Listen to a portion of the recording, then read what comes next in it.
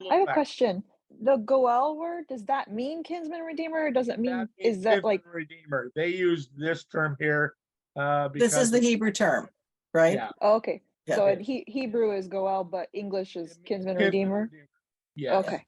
Thank you. Yeah. In this translation, he tends to try and use, the translator tends to use specific Hebrew words in various places. And then this is the case where he chose to use the word Goel because that is the word.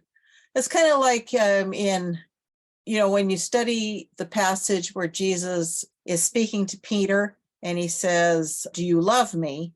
That passage doesn't make much sense when Jesus keeps on asking Peter, "Do you love me?"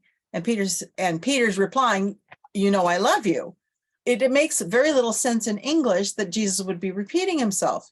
But when you get the Greek, you realize Peter's not using the same word. Jesus says, "Do you agape me?"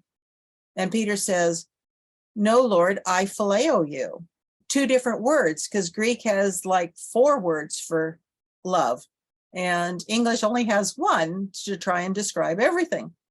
So this is the case of where when you learn the Hebrew word, it is useful because it's kind of the same way that when I'm reading the New Testament, I know which word was really used in Greek. I'll say in 1 Corinthians 13, Paul's describing agape, not eros, or, which eros is the word from which we get the word erotic. But of course, in that day and age, it didn't mean erotic only. It also had a concept of being heavenly eros, which was a very elevated and lofty form of love, reaching out to God, the heart lifting up to God. So it can just be useful to know what the word actually is for understanding.